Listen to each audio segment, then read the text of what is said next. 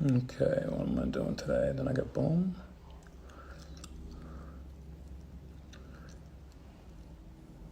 Tap on a person's name to invite them to your life. Yeah.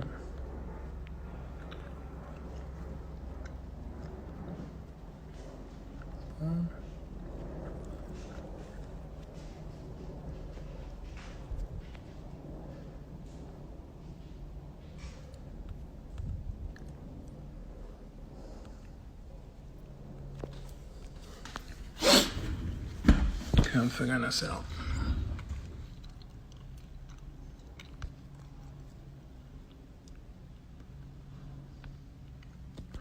Anyone can watch the video. Tap live.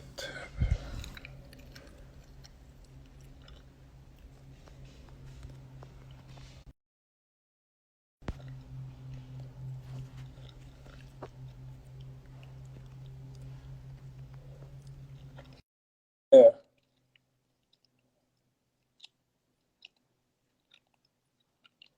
I think that might be it. You did it. Yes. And we did it 5 minutes early. Woo. Jesus. All right. Hi, Noah. How you doing? Good. We're super early. We told people 11. Do we just hang out here? Yeah, just like Seems like we shouldn't break a good thing. How you been, man? not too bad. Just pushing through, trying to get outside every now and again. How about you? Okay, yeah. I don't have the kids this morning, which is kind of strange for me. There's normally two little people running around screaming. Yeah. It's weird because you're a new dad too, right? Mm-hmm. And But noisy 2.5-year-old who now like likes to run in and hug me in the middle of things and say, "I like daddy," which obviously I love. But she also says, "No daddy working." So is it politically correct to be daddy? You look skinny, mate. It's the pressure of running around after her, I guess. Lifting 20 pounds every 2 seconds is also good. Yeah, that's it. Like one side of your body's super developed and muscular, sinewy. Well, this is awesome, man. I'm kind of stoked that we actually got it going. It was weird because I tried it one time and then I pushed the thing and then it didn't work. This is all, I'm sure, fascinating to our audience. I don't know, man. Maybe we should just get started. I think we should. Yeah. Look, so I should probably, I have a confession to make. I can never pronounce your last name. I'm so sorry. I want to say Gottschalk. Perfect. Okay, so ladies and gentlemen, this is Noah, Noah Gottschalk. Hey, everyone. So Noah and I had an adventure and a really amazing experience together in Uganda in 2017, where we've traveled through northern Uganda and visited a couple of the refugee sites there. The experience was kind of like a real mixture, wasn't of sensations. Well, for me, I mean, it wasn't new territory for you, but for me, it was certainly like as heartbreaking as it was inspiring, as horrifying as it was beautiful. But it was just kind of like amazing for me to go into these other communities and see sort of, the damage that had been done by the civil war in South Sudan and just how many millions of people were were essentially thrust from their homes, and their lives, not to mention the folks that had lost loved ones and everything. But here we are in the middle of COVID. It's almost 3 years later, and you're a dad.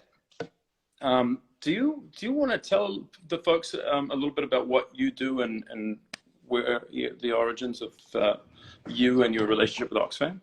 Sure. So I've been at Oxfam on and off now for over a decade now, and been with Oxfam mostly in sort of advocacy roles in DC, where I'm at now. But also spending a lot of time with our work in lots of different countries and conflicts and humanitarian crises everywhere from Congo to South Sudan, Israel, Palestine, Jordan, Syria crisis, sort of all over the map really, where I'm needed and where we're working on the ground to save lives, and we're trying to also elevate the voices of people in those crises to policymakers so that they can do the right kinds of policies to help save lives and stop these conflicts in the first place. That's amazing, man.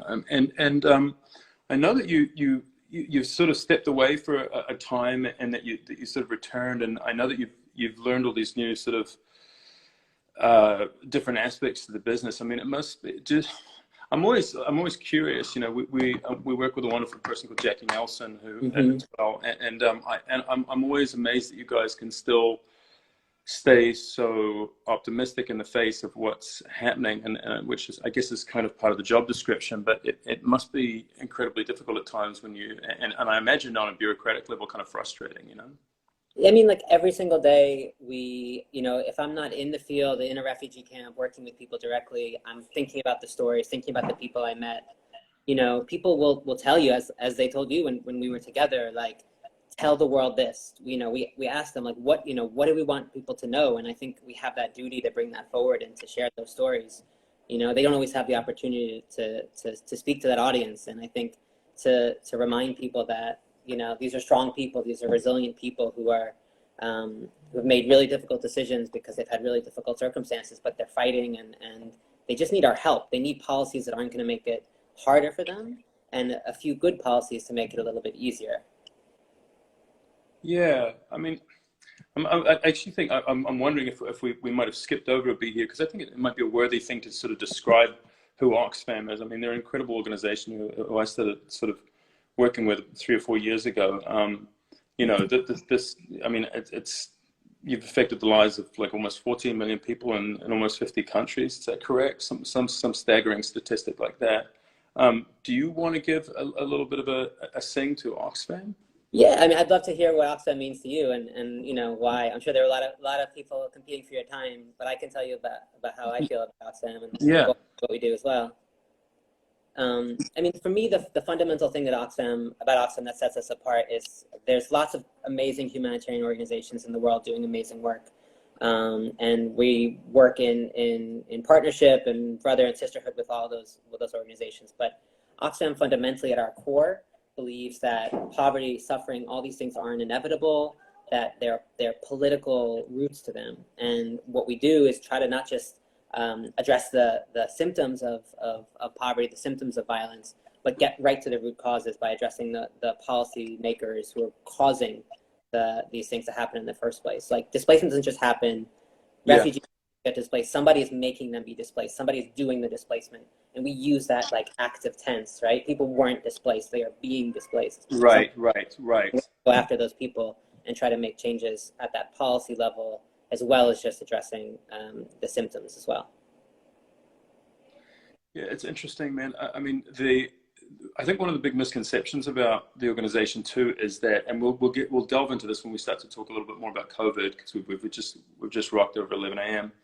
But it's like, a lot of people don't, when they hear about companies like Oxfam or like, Action Contre Femmes, or, that they are inclined to think that it's just an international thing, but like Oxfam works pretty heavily domestically too, Yeah, I mean, we've done a big response to Hurricane Maria in Puerto Rico, and yeah, people, that was top of the news a couple of years ago, but Oxfam is still on the ground in Puerto Rico, making sure that the long-term damage that was done by that hurricane can be mitigated. We're also working with domestic workers, poultry workers, people who are on the front line, who have always been in really difficult jobs, disproportionately jobs that are held by immigrants, by people of color. Now what's happening is so many of those jobs, people are on the front lines, like people in the meatpacking industry who we do a lot of work with have been the epicenter of a lot of the cases of coronavirus, just because of the conditions that they work. And a lot of those people just don't have the ability to fight for their rights without further support, because they're being held back by lots of different systems which conspire against them. So we're trying to uplift their voices as much as possible too. Actually, that might be a good opportunity to sort of give a bit of a big thank you out to my audience a little bit, because, for those of you out there who've donated to Oxfam, who've signed a petition, your contributions is hugely appreciated. I mean, I believe in this campaign alone, we've raised, in the last couple of weeks, between Claire and the other kids, we've raised tens of thousands of dollars, and just to let folks know, because it's kind of nice for people to know where their bucks go. Like even these tiny contributions, this kind of money helps to provide soap, clean water, hygiene kits. It provides training for health volunteers. It goes to frontline workers fighting against COVID. And also, even just to those of you who have petitioned, I'd like to give an enormous thank you, because, those signatures will be delivered with, tens of thousands of other signatures to influence business leaders, political powers, to focus on protecting workers and, ultimately provide urgent help to those who need it, Totally. And what's really important to know is this is a massive global scale challenge, the coronavirus. But yeah. The work to actually address it, to actually prevent people from getting it, happens at the community level. It happens with learning about hand washing, with combating misinformation. Yeah. And a donation of $20 buys 100 bars of soap, right? Like that. We're talking about people who don't even have the money to buy a bar of soap because they've been displaced, because they've had their homes, their livelihoods destroyed.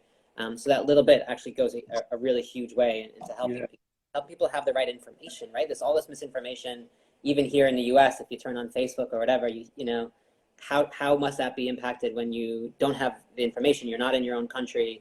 You've just been displaced. You're trying to struggle to survive. So making sure people have that information is a huge part of combating the virus as well. Yeah, it's just such a weird time, isn't it? I mean, we're sitting here and we're so isolated, and we feel sort of weirdly, incarcerated, and yet this is just one of those things, and that's kind of what I love about Oxfam.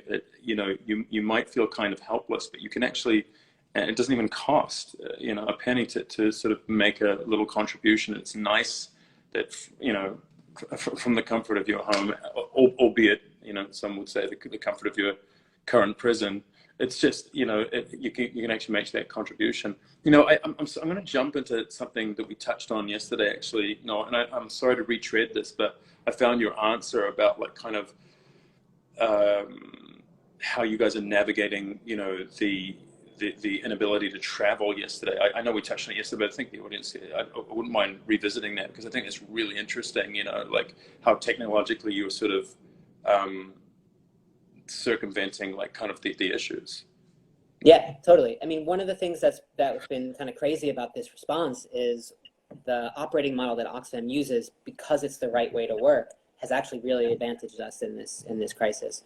And to explain exactly what I mean, rather than being an organization that sort of parachutes aid workers into new contexts, who sort of has to fly people in, we have these established relationships in countries around the world. And the 50 countries that you mentioned we're working in are places that we've worked for years, sometimes decades, where we have partnerships with local organizations who are the frontline responders. When a crisis happens here in the US, if God forbid something happens in your house, like you'll run to your neighbor. And it's the same thing in any crisis anywhere in the world. And so we're working with those local groups that are on the front lines, that are the first responders, which means that we're able to provide them support remotely to make sure they have what they need. If we can transfer cash for them, for example, they can do something like they can buy that soap on the local market. So they're supporting producers as well as supporting the people who get the soap. So that way we're supporting that economy and supporting those countries that we're working in. And a lot of the work we do is digital. We're using social media to make sure people get the message and have accurate information in their own languages about hand washing techniques and dispelling misinformation about the virus, what it is, what it isn't, how you can. I'm going to jump in there for a second, and just express a little like minor cynicism about that. Like how effective can you be if you're FaceTiming like a refugee camp like in Syria? Like how does that work? Like So in the Syria crisis, every single person, adult I should say, has a phone, and so we're able to do things like send text messages to mass communications and the refugee, the UN Refugee Agency, etc. Like even when there wasn't a crisis, even when they were deploying people, they'd be like, text message everyone, there's a food distribution coming, or hey, this health center just opened, whatever, school's starting tomorrow. So that kind of infrastructure is already in place. So now that we have it, we can use it really easily to communicate information. It doesn't replace the fact that we have, as you mentioned, health volunteers who go around from place to place, from community to community. Right. That's because they're already in that community. So instead of having to like travel to some other place, they're just going to talk to their neighbors, and they're, you know, being socially distant as much as they can, wearing their masks and communicating and answering questions that can't be answered, you know, over social media or, you know, or digitally. Hey man, what do you think? Like, I mean, just to steer it back into COVID-19. You know, what would you say is the, and it's a kind of a difficult question because I'm sure there's so many like layers to this. What would you say is the greatest battle that Oxfam is facing? You know, both domestically and abroad. I mean, that's a great question. I mean, I think one of the things that's really hard. Can you hold 1 second? My cat wants to get out, and he's good. I'm sorry to interrupt you. No, not at all. Yeah, for those of you who didn't catch the question, yeah, I was just asking Noel what Oxfam's greatest battle is, both domestically and abroad, with regard to facing COVID-19. I think what's really interesting is and challenging is this is a completely global crisis. Every single person in the world is in some way affected. And in a normal situation, in the normal types of crises that we work on, there'll be a storm or a war or something like that in another country, and it'll be on the cover. God damn it. You froze a second. I'm thinking back. Gotcha. People want to be motivated to do something about it, right? Because they heard about it. But now that everyone's effective, it almost makes it more challenging. And so what we've got to do is make sure that even while we're you know, focusing on our own situations and taking care of our own families, which of course is our priority, we're also thinking about people who are less fortunate. So while we may be stuck at home, you know, having to share a bathroom with a roommate or with family members who are usually at work or at school or whatever, we had to think about a refugee camp where one person is sharing a water tap with 249 other people.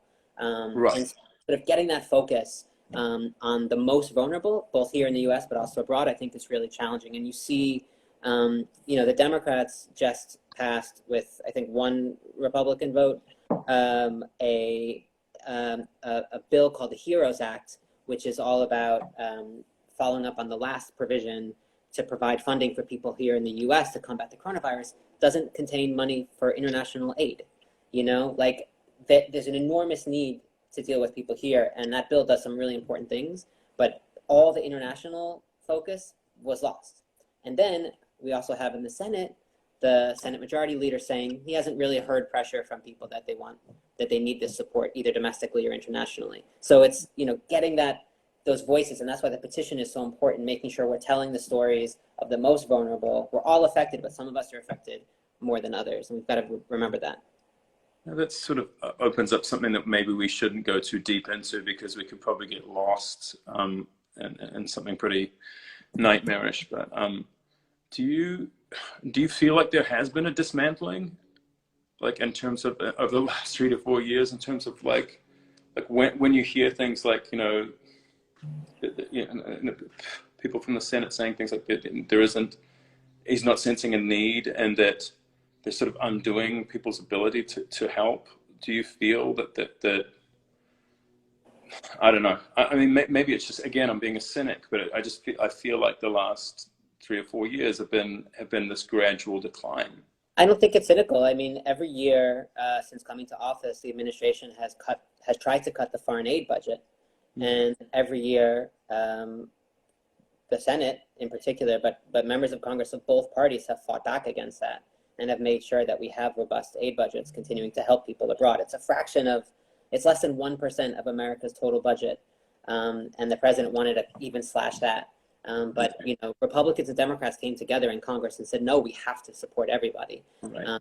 But that's got to extend to the coronavirus as well, and it's got to extend to people who are, you know, most vulnerable here in the U.S. So I don't think it's cynical, and I can talk all about the immigration policies that the country has been doing under this coronavirus as well, which are incredibly cynical. But yeah. Look, I mean, yeah, it opens an interesting door into the conversation, because it's like, you know, just to sort of go further into my cynicism here, like I'm reading these statistics online, right? And I read this morning that, you know, that South America is just, you know, and leaps, particularly Brazil, you know, but like South America is the pandemic is spreading like wildfire, you know, and second only to North America. But, you know, having spent a lot of time in South America myself, you know, I'm enormously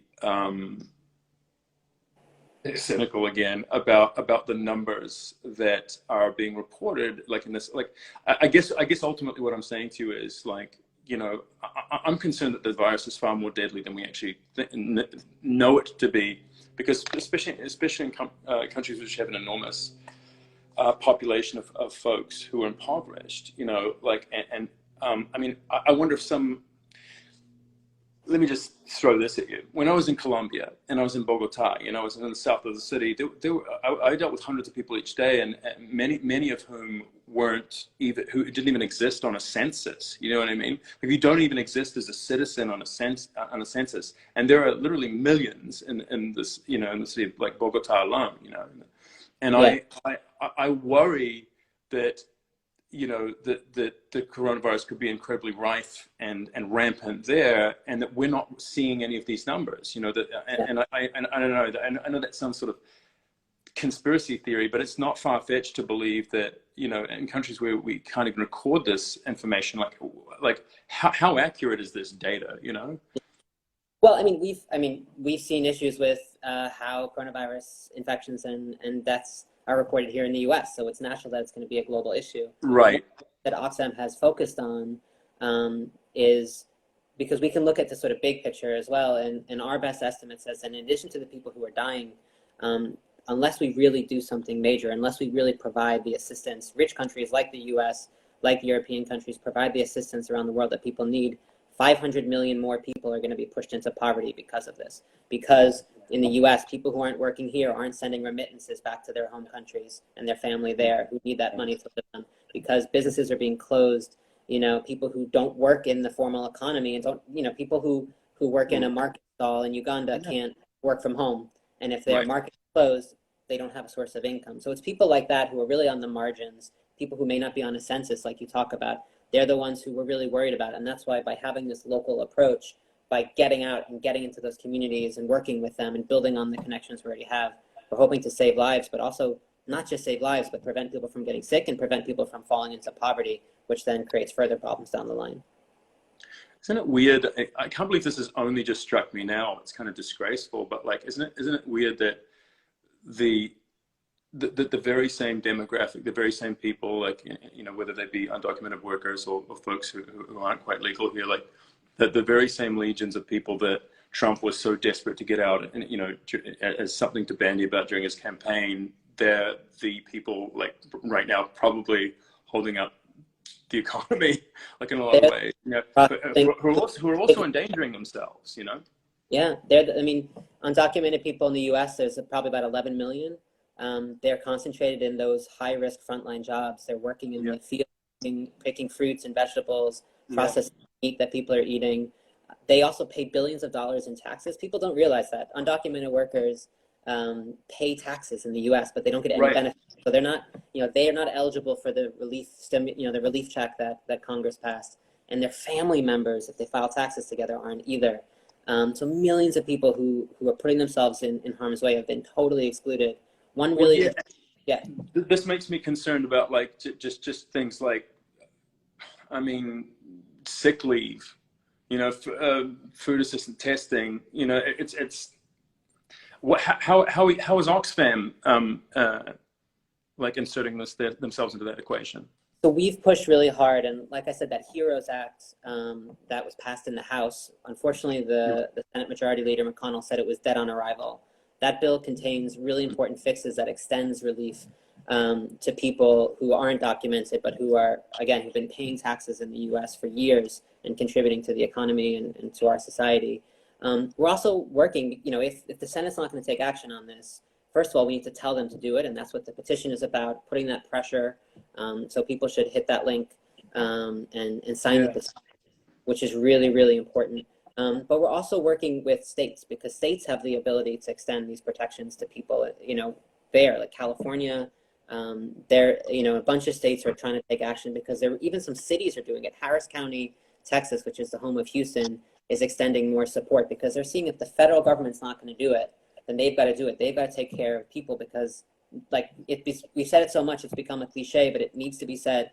If everyone's not healthy, then none of us can be healthy. Yeah, that's true. Discriminate based on your migratory status or your race or your religion or whatever. So it's really important that and there's ways to help by taking action with Oxfam. Yeah, do you want to do a little plug? Anything people should do right now?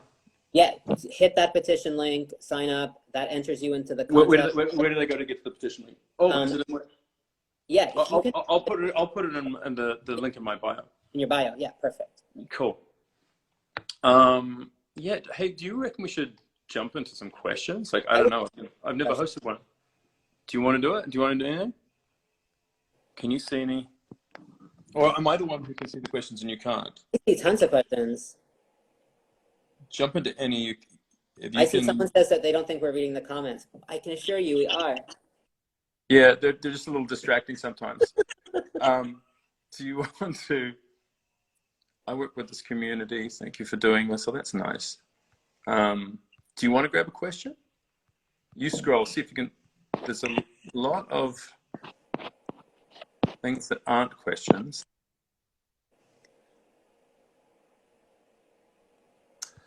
A lot of comments on Elijah. That's the lamb, which is in peace. That's nice. Thank you. Someone that'll be. You're gonna put it in your bio, right? So people can. Yeah, I'll put it in my bio. No problem. Let's go to. Guys, ask some questions. I think the link is going to be. What is my cat's name? /Daniel COVID. My cat's name is Lewis. How long will this be? I'm going to stay. Man, I don't know. If I get some questions, So someone's asked, does Oxfam provide relief to the people of the Navajo Nation who have been devastated by this pandemic? That's an amazing. We're not right now, but we're absolutely exploring the possibility of things like that. You know, we want to, before we start working in a new community, because we have so much these deep relationships in existing communities, we want to make sure that we actually can add the most value and that we can have that invitation to come in. But I think what's happening with the Navajo community in the U.S. is it just shows that people who already don't have, appropriate access to healthcare, and so many of the things that we take for granted elsewhere in the U.S. are really, really vulnerable to this crisis and to this virus. And so we've got to make sure that we're elevating the health and well-being of everybody, and that federal relief packages includes everybody, doesn't discriminate. Oh yeah, I just found. I thought I'd found a question. I found the Navajo Nation. I don't work during this. I don't work during the summer. Oh God damn it! I can't hold this. But I don't know where to start. How someone wants to volunteer for Oxfam here? How would they go about volunteering for Oxfam? You should go to oxfam.org, and whatever country you're in, it'll connect you to your local Oxfam, and then you can find out from there. I know you have a lot of people from. I'm seeing Turkey, Israel, Brazil. So people should go and they'll get the link to their local Oxfam and see what they can do. That's true. And thank you. Love you so much. Boom. I'm still scrolling to find questions. Help me, Noah. I'm trying to find some good ones too. Yeah. Yeah, a lot are in languages I cannot understand. Do you think life? Here's a good one. Do you think life could go back to normal after this? Yeah, that's a great question. I look. If you said tomorrow, like if tomorrow people said, okay, it's fine. We can all go. Like even if tomorrow we had a vaccine, which we knew was tried and true, I would still say people would be enormously wary, right? Like, but the only metric we have right now is other countries, right now. Like so, yeah. And I'm looking at. So yesterday I was talking with my friend in Israel, and she was telling me, that life's kind of almost returned to normal. Now they only have something like 3,000 active cases, and I think something like 287 deaths or thereabouts. It was under 300 anyway. I think they've had 16,000 total cases, but 3,000 active cases now. But what's interesting about what Israel's doing is like, I mean, look, they've definitely, Netanyahu's definitely secured those borders. as we know. Oh, sorry, we won't go there. But it's an interesting thing to watch, because it's like I think the first week or two that the restrictions were lifted, like I think it was sort of a ghost town, and then it became this, I guess, sort of exponential thing where people eventually started to go out in droves. I suspect same thing's going to happen in the US when we start to, because people, we do have to talk about this, and it's something that people do avoid. It's easy for us to sort of say, like for someone like me to say, stay home, like, you know, I can afford to stay home, you know, and but for those that really need to work, like, you know, who don't know where their next meal is coming from, that's incredibly challenging. And that's the balancing act, isn't it? I mean, that poverty is not, so that day-to-day challenges aren't just going to hit people who are of a certain income bracket. That's going to start to hurt the middle class in the ensuing months. Yeah, totally. I mean, to me, I think that's exactly right. We've got to be thinking about who are the people who are most vulnerable to this. And Yes. we also remember that even if we could go back to normal, we don't want to go back to normal, right? Because so many of the people have died because the normal protecting enough people, it wasn't supportive enough. So what we're pushing for at Oxfam is that we don't go backwards, we go forwards, that we get a better system where more people are included in healthcare, where there's, you know, ability to take paid sick leave and unemployment insurance and all those things, to make sure that people aren't as badly affected as they have been in this crisis. You know, I just want to shout out to Jordan, who says she's an ER nurse and student midwife, which is really awesome. What's his name? Jordan? Yeah, Jordan Lee. Jordan, we love you. Some people asked a really important question about small businesses, and I think one of the things, they're the ones who are being really hurt. And one of the things that Oxfam is looking at is big companies like Amazon, Walmart, Target are making huge profits in the midst of this pandemic as we're sitting home and ordering online, whatever, and small businesses are closing. So we're asking Congress to do a lot more. First of all, to make sure that those big corporations pay their fair share of taxes so that we're able to use that money for the public good, but also to provide support to small businesses so they don't go out of business. Nobody wants to live in a country, I don't think, where there's 5 stores, 5 restaurants, and we're at risk of losing all these small businesses, a lot of which are run by immigrants, which main people's source of income. And so we're fighting for taxes for those big corporations, better care for their workers, especially grocery store workers, people who are exposed every day as they're working in these frontline jobs and these essential jobs, but also support for small businesses, minority-owned businesses, immigrant-owned businesses, etc. Hey, buddy, I want to ask you a question personally. What are you doing day to day? Like, what's working? What's that? Working. Yeah, no, I bet. Like, what's occupying most of your time now? Yeah, I mean, we're launching a really new campaign, which I'm really excited about, which is about people who are in immigration detention, and that's really important to me because a study just came out that said, unless we take action, there's about 30,000 people right now who are in immigration detention. They're either people who were here, overstayed their visa, people who came in seeking asylum, seeking shelter from persecution. They're in detention centers, and this new study says that unless we do something, between 72 to 99% of them are going to contract the coronavirus. We've already had the first person, a 57-year-old man, died a week and a half ago in California from coronavirus in a detention center. The guy fled the civil war in El Salvador 20 years ago and died here from coronavirus, totally preventable. These are people who don't pose a threat to their communities, don't pose a threat to themselves or anyone else. And they're being locked up just because of a civil violation of not having authorization to be in the US while they're fighting their legal cases in the immigration court system. So that's really important to me that we have an action asking the Department of Homeland Security to release these people. There's bills. If you're from New Jersey or Washington State, Senator Booker from New Jersey and Representative Jayapal from Washington State have introduced a really important bill called the First Act, which is going to aim to release some of these people, literally to save their lives, to go back to their families. Like I'm lucky, I'm here at home, I'm stuck in the house, but I'm with my family. Imagine having my family torn away from me and having, my partner or somebody else like in detention center. It's horrific, and hearing the stories of those people is just really it's really heartrending. So that's a big that's a disturbing statistic, man. Yeah.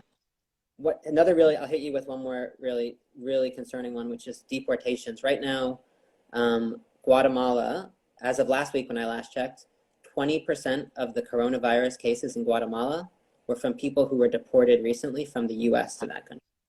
And the country just can't handle it, right? They don't have the healthcare system. And instead of keeping people here and getting them well, the US is exporting coronavirus to Guatemala and to other countries where we're deporting people. Well, and for a very long time it was importing it too, you know, and this is the thing that was, it's just, don't get me started on this, because I don't think this conversation to turn into that, but like, for all of the pleas and the beseeching and everything, and for, I mean, I know he's congratulating himself that he shut the door to China, but don't forget that, you know, he was told this at the beginning of January, and something like 429,000 people came into the country, you know, from China beyond that. Not only that, but there was a further 40,000 people going to and fro.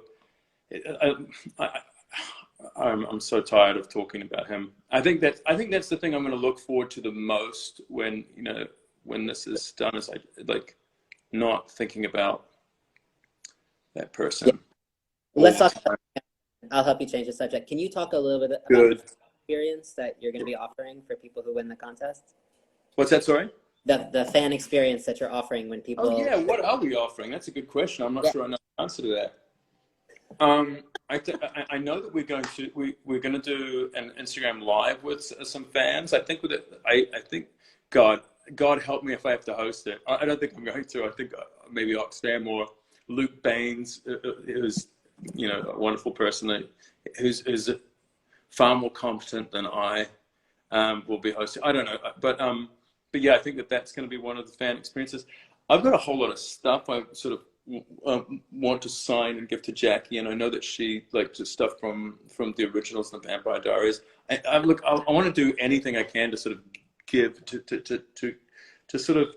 I think the most important thing that you can do too is to sort of have people have this relationship with Oxfam, because it's not, you know, you guys are constantly doing, you know, incredible work, and I just I want to encourage people to sort of know about you as much as possible, you know. Oh, thank you. Well, we work on a spectrum of issues, but I have another question for you, because I know one of the things that you're going to do is a virtual happy hour with Clay and Kat McNamara, right?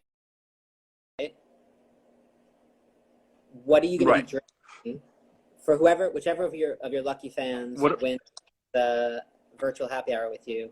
What are you going to be drinking?